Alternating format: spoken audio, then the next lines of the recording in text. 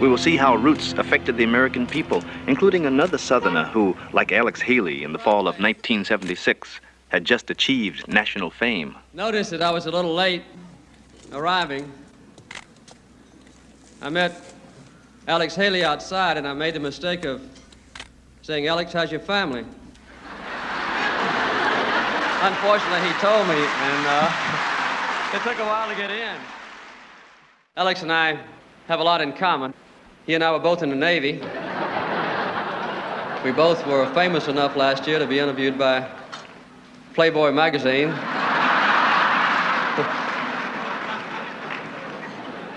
We both wrote a book. Mine was called Why Not the Best? His was. Kizzy had heard the stories of Africa directly from her father, Kunta Kinte. To piece together the jigsaw puzzle of his heritage, Alex Haley traveled over 500,000 miles on 3 continents, coming finally to the remote village of Jufere. 2 Mandinka words passed across 6 generations: Kambi Balongo, meaning river, and Ko, meaning guitar, were the main clues that finally led Alex Haley to this Gambian village. Here, in long sessions, he listened as the oral historian of the village, an elder called a griot, related the past history of the Kinte clan. Very blessed by God, by Allah. During the course of time, one of the Kinte boys went in to chop wood for his parents.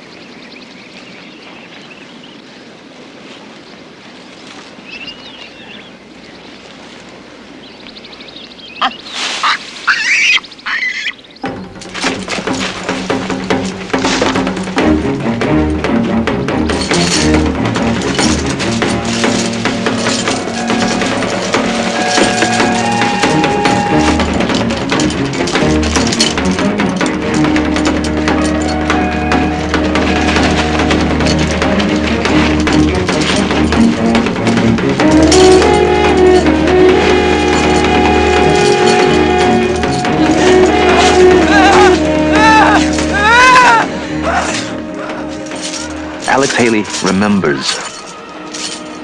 When the old griot's long narrative confirmed what I'd long since heard from my grandmother, I experienced an emotion I had never before felt in my entire life. It was a visceral emotion. It felt as if my very insides were churning around. I could feel goose pimples, because there was no way in the world for him to know what I had been told as a boy. What he had just told me meant that my long search was over. I had found my roots. The villagers sensed what had happened, and the women formed a circle around me, chanting and dancing, passing their babies to me one after another. It was almost too emotional a moment to handle.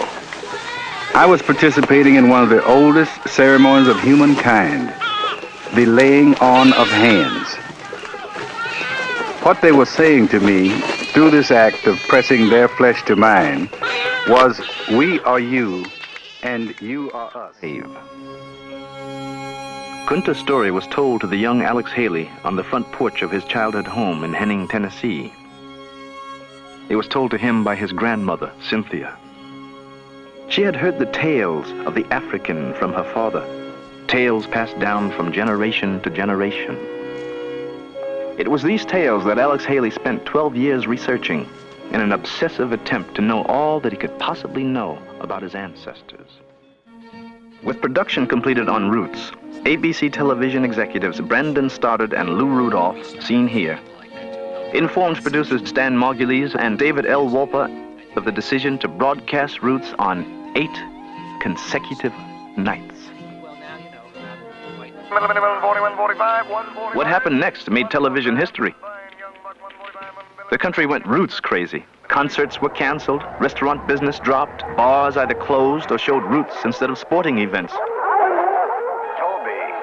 Las Vegas and movie theaters reported the income sharply reduced. By the end of 1977, the book Roots, already a runaway bestseller in the United States, was repeating its success in 28 different countries. and the television program, distributed internationally by Warner Brothers under the direction of Charles McGregor, followed suit. By year's end, Warner Brothers had booked Roots into 32 different countries. Don't go away, African. Fiddle is coming. Hey, you. Toby. Bring your victuals. Yeah.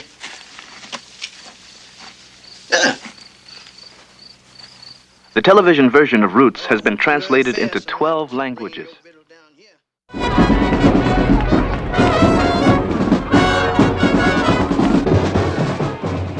After the television broadcast of Roots, it seemed everyone wanted Alex Haley's autograph. The quiet, retiring 55-year-old writer became an instant and unlikely hero on the American scene, both for blacks and whites.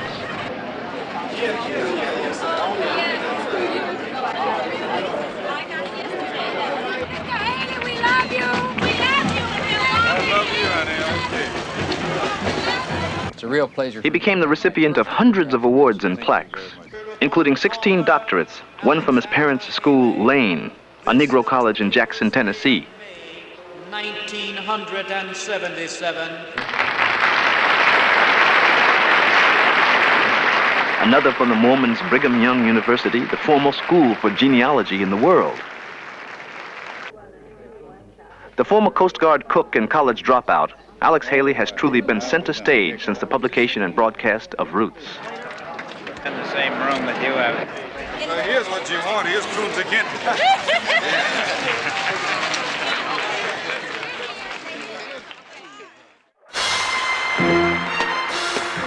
The critical reception of Roots followed the public one as the programs earned a record 37 Emmy nominations in 14 categories. Roots went on to win 9 Emmys, plus 50 other awards, including the Television Critics Circle Award as the Best Television Program of the Year. To help foster that understanding, over 200 colleges gave academic credit to those who watched Roots on the air. The film is now a teaching tool at all educational levels, from kindergarten to college. The impact of Roots has been diverse. In the weeks that followed the program, many newborns were named after leading characters from the drama, boys being called Kunta, girls being called Kizzy. Roots also inspired America's fastest-growing hobby, genealogy. At the National Archives in Washington, D.C., inquiries from Americans searching for their family tree doubled the week following the show. The Mormons, whose giant repository of genealogical records is located in a vault in this mountain outside Salt Lake City, reported a similar rise in activity. Americans deluged them with requests about how they too could find their roots. Ancestor hunting, or genealogy, is now the 3rd most popular hobby in the United States.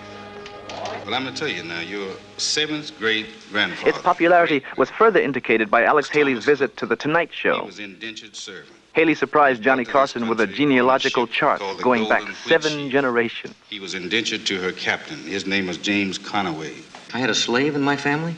Well, he was indentured servant. That's right. And then your 2nd great-grandmother was Sarah Lyle Hook. She was born 1807, and she crossed the plains in a prairie schooner in the 1850s. Have you ever seen a picture of your 2nd great-grandmother? No, I have not. Here she is. I'll be damned. This is my 2nd great... That's right, your great-great-grandmother. You've got all the names, Marshall, the Hooks, the... Well, we've been working on you. Looked like it was a long haul in the schooner.